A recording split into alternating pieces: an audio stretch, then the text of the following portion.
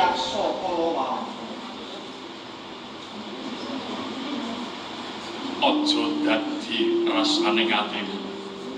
lan kangget apa kang dadi sedya kita awit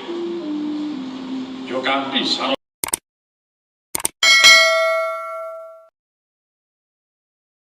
iki panjenenganing sun bisa pinanggya lawan jeneng sira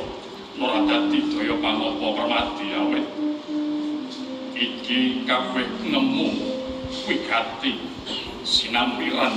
jejiban kang awrat ana ing pundhak ulun ora ana liya kang dadi aprentahing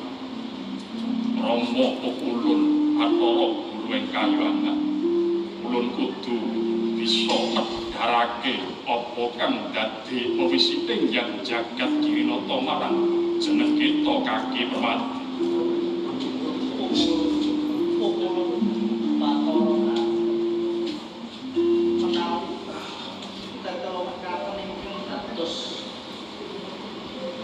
Atosipun monggo suwawi kula aturaken paring komisik dateng pun titah pujahi para Permati. Yo Permati tak petik talinganira minangka dapurwatni kang nyaketi gawe manas ragamu kudune jeneng sira uga tanggap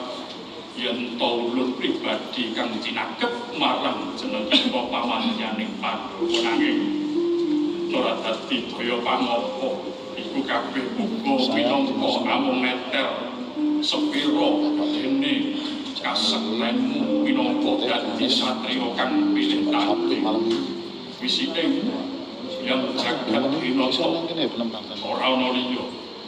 kawruhana yen to wektu dina iki kadang rega ya titah ulun Kakrasana lembe ngupadi ganti laning ngawret malam minggu mesti ada ya kanggo sesandinganing ana ing alam maneman iki kaya mula saka iku dina Senin maneman jeneng kita kudu bisa ngewangi-wangi lan ngenteng-entengake apa kang dadi bot repote kadangmu si Kakrasana bakal bisa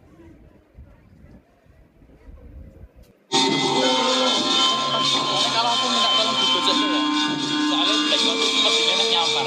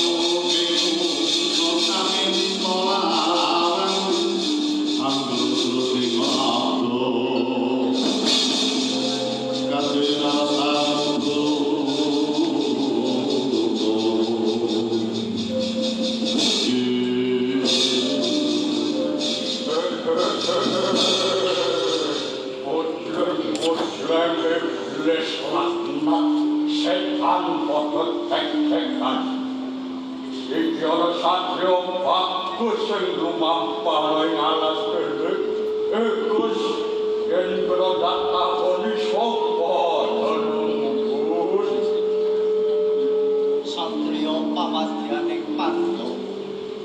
Permati kang dadi kekasih bali takon yaksa sapa parajeka endi kamu yaksa ora salah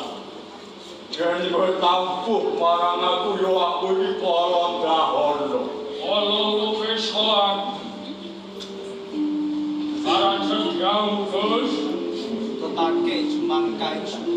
kedheping netra krentake ngono ora kalau yen kronaing man kali Gus ora ana kenteng gawar kang pepalang ular bakal bacur apa rawet karo aku sing tawet dene apamu yaksa ora maklum abangake kuping gejong pengapik